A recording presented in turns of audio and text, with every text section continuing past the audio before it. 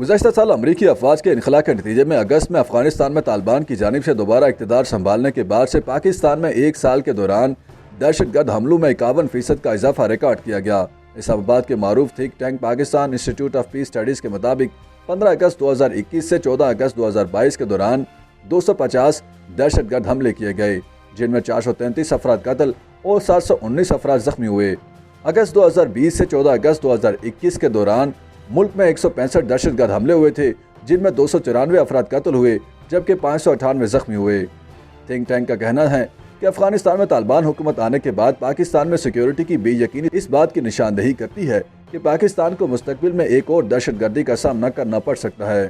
Think tank نے اقوام متحدہ کی رپورٹ کا حوالہ دیتے ہوئے کہا کہ طالبان حکومت افغان سرزمین میں غیر ملکی دہشت گرد سرگرمیوں کو محدود کرنے کے لیے مؤثر اقدامات نہیں کر رہی۔ اقوام متحدہ کی رپورٹ میں بتایا گیا کہ افغانستان میں غیر ملکی دہشت گرد گروپ طالبان کی فتح کو ویسٹ ایشیا، جنوبی ایشیا اور عالمی سطح پر اپنے پروپیگنڈے کو ترغیب دینے کے لیے استعمال کر رہا ہے۔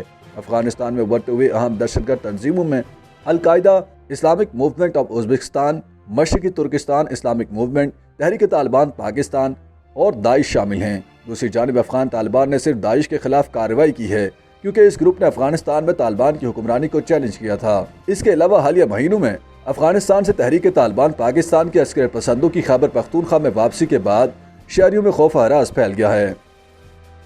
YouTube پر گوگلی نیوز دیکھنے کے لیے youtube.com کی سرچ بار میں googly news T V type کریں۔ گوگلی نیوز کے پیج پر سرخ رنگ کے سبسکرپشن والے بٹن پر کلک کرنا نہ بھولیے۔ YouTube پیج پر اپلوڈ ہونے والی ویڈیوز سے باخبر رہنے کے لیے بیل آئیکن پر کلک کیجیے۔ آپ کو ہر نئی ویڈیو کے بارے میں نوٹیفیکیشن موصول ہو جائے گا۔